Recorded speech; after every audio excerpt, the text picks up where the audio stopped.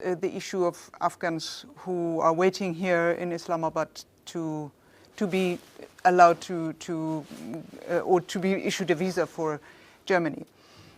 The German foreign minister said that he had a call with his colleague in Pakistan, and there was some kind of an understanding that the process could prolong until the end of the year.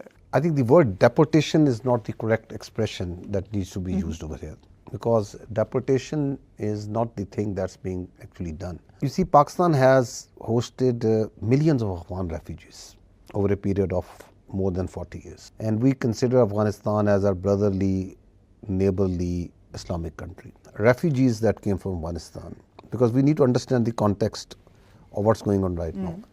So Pakistan hosted them willingly over decades. There was a foreign intervention in Afghanistan, Soviet Union, and then there was a long period of conflict of this internal civil war. So since Doha Agreement, there is no foreign forces over there, and there is an interim Afghan government. There is no civil war also going on. If you talk with the interim Afghan government, they claim that there is a lot of peace over there, and they claim that everything is hunky-dory. They claim their economy is very good and everything is great. So then this reason of these Afghans staying in Pakistan doesn't exist anymore. There is a lot of empirical evidence that a lot of these Afghans who are here, they are involved in terrorism, they are involved in criminal activities, they are involved in drug trafficking, in narco, in multiple things. Any state, whether it's Pakistan, it's Germany, it has its first right is towards the peace, stability and security of its own citizens. Nothing like forced deportation, as the people would like to say it. So the process has been going on for months and years now.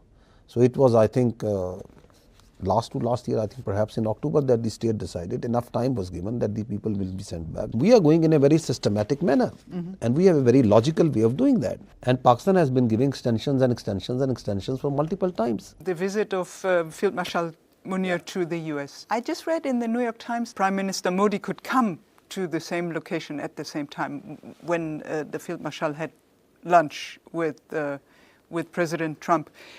Was Pakistan aware of this idea that the two could meet there? And if you were aware? As far as Pakistan is concerned, the substantive part in issue is that whether we would like to engage with the Indians or not. Pakistan believes that there's always that the issues needs resolution, and it's very important that the international players, especially players like USA, they must intervene and they need to come and resolve the issues like which are the enduring reasons of the conflict that is going on. Because on 10th of May, actually the only fire has ceased. It's ceasefire that happened. The conflict endures, whether it's the Kashmir issues, whether it is the state-sponsored terrorism of India, whether it is the rising extremism or the Hindutva mentality, rationality that has gripped India. It is important for the international community, through its mediation, the Indians are made to realize that this sort of irrationality and this strategic arrogance, the path of the hubristic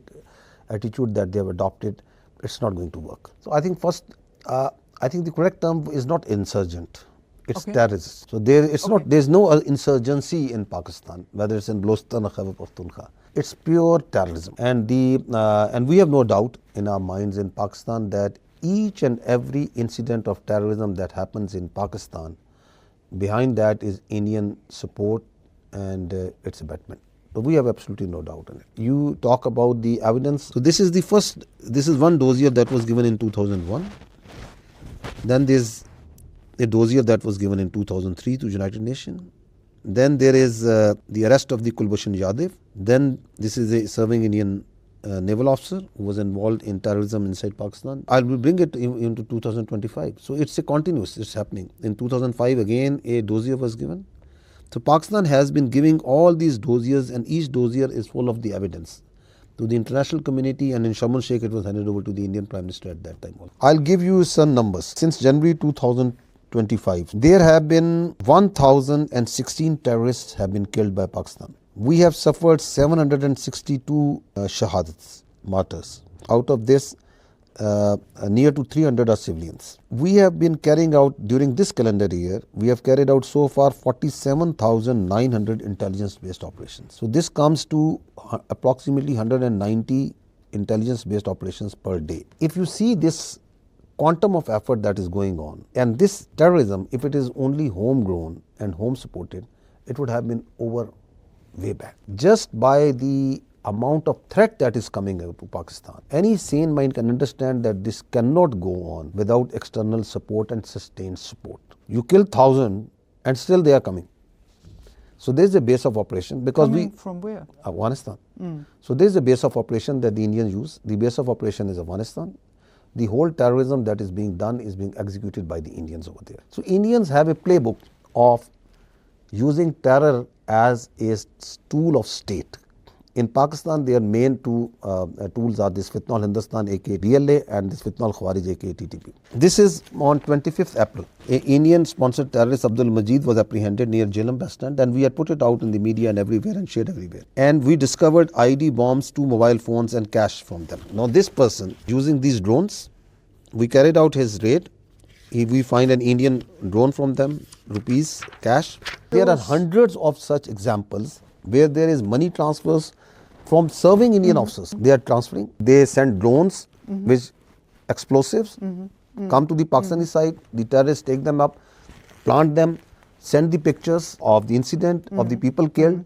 There are telephone calls, there are audio calls, and there are instructions given. I understand. Yeah. But it seems to me, from what I have heard, and also there is no public statement from any Western partner who have endorsed your claim. There are 2 reasons. One is that we must acknowledge that Indians have a much bigger information and disinformation machinery at their disposal. If you watch the Indian media also carefully, you will see that blatant lies, and they live with that, and they are, of course, and you saw in the Makkah Expo. The effort that the West needs to take, they have to then accept the reality that yes, India is a state-sponsored terrorist state, and at the same time you have those economic relations, and you have that notion of the West as a notion of the net security provider. So there are some other roles that, some other lens from which the West needs to looks towards the Indias. On the other hand, of course, there are claims that Pakistan is supporting terror. So that is part of that. That is part of that Indian disinformation.